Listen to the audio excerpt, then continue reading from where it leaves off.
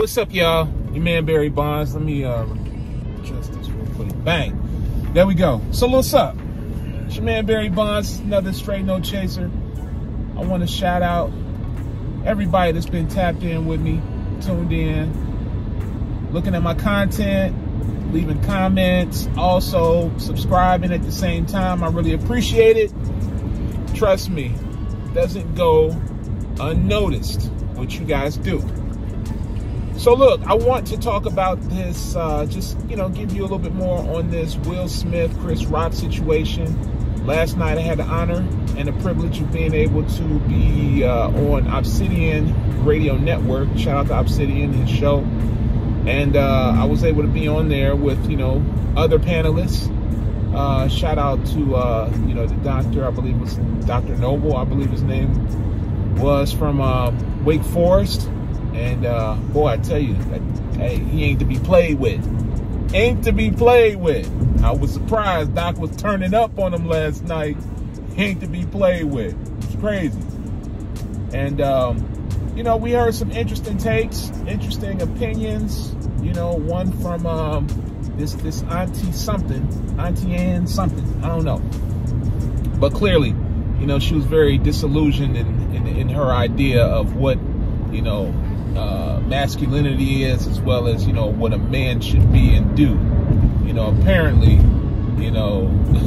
she thinks that a man is comparable to her watchdog, where she'll be able to sick 'em on you if you run afoul of her likings. You know what I'm saying? So it was some good conversation last night. I'm gonna put the link in the description so you can check it out. But I just want to give this word to my brothers. Brothers, listen, man. If anything that this whole situation between Chris Rock and Will Smith is showing you and will show you is that, one, our women, and I mean black women, really look at us. Their skirt is showing, their slip is showing, because they're really showing us how they view us and how they feel about us. And I'm saying the ones that believe this way, believe that, Jada Pinkett Smith had no accountability in this situation, and yes, he should have went up there and slapped him, and he shouldn't have been talking about it, all of that. Now, a brother on the panel last night brought up an interesting topic, or an interesting question. He said, what if, and I'm quoting him verbatim, because he posed the question to me and a couple other brothers on there. He said, what if you were at Walmart and some little pookies on the corner or on the, standing on the curb, disrespect your wife, and say some things that aren't too pleasant. Like, what if they say something like, oh yeah, this bum ass bitch, yada, yada. What are you going to do? And I answered him and I said, look, words don't mean shit to me, especially nowadays. I'm 44 years old. Somebody, a little dusty dude talking shit on the corner, that means nothing to me. And I'm going to tell you why. I told him, frankly, well, me and my wife, we going to breeze past that and not even acknowledge the pookies on the corner. We're not even going to acknowledge that. We good on that. You're not about to get me to throw away what I've built, what I've worked for, or even my life, just because you want to be on the corner celebrating failure and mad about your current situation, and you want to talk about or say something crazy about us. We walked past that, and he went crazy. All of that machismo, all of that, all of that tough guy shit. Man, look, I'm gonna be honest with you guys, man. We live in a situation now, in a time now, where these cats carry guns. and they have no second thoughts on blasting your ass. So no, I'm not about to put her in danger or me in danger by escalating a situation with somebody with this. Nah, we ain't doing that. Now, I will say this, and I told him this later on in the show. If one of those dudes try to touch my wife or touched her or did try to do bodily harm, yes, I will be on his ass. Be on his ass.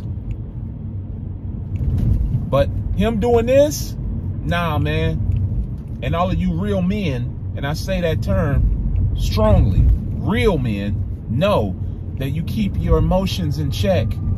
You temper your emotions, man, and you assess the situation going on around you so that you can lead your family to safety.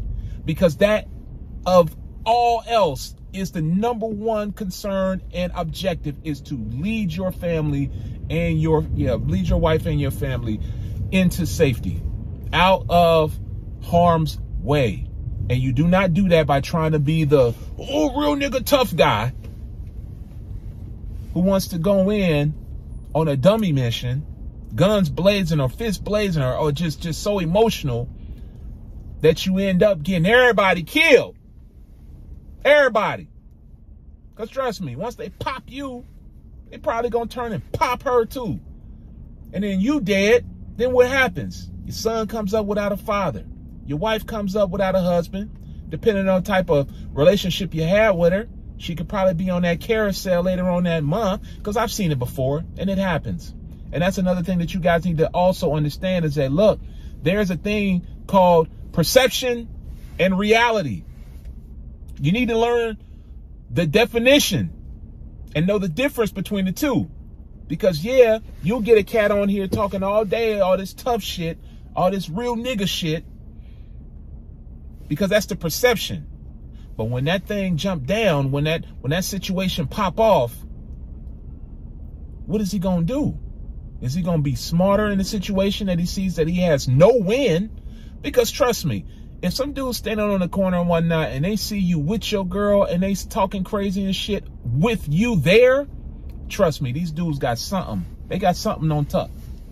They got either that they got that heat on top, or they got something ready for you to say something and react with. But you have to be smarter not to fall into that trap. You got to be able to understand perception and reality. The perception is, yeah, we all tough guys and we all supermen and we can leap tall buildings and fight angry big monsters and whatnot and defend our wife's honor. But the reality of it is that there are people out here that will kill you and not even think twice about it. And with you being dead, having tried to be the hero in this situation, all you're going to do is cause your family a disservice, especially your children. So, black men, be smart. Don't fall into these little traps and whatnot. Don't fall into that. Use your mind, use your brain, and then also use your words. Conflict resolution is a real thing. Doesn't make you a punk for doing that. It makes you smarter. Okay? Because we all are businesses out here, and we need to handle our lives as such, as a business. I'll get with you guys again a little bit later. I just wanted to drop something quick before, I go and handle business today. So I'll get at you later. You know my motto, positive minds move forward. 1.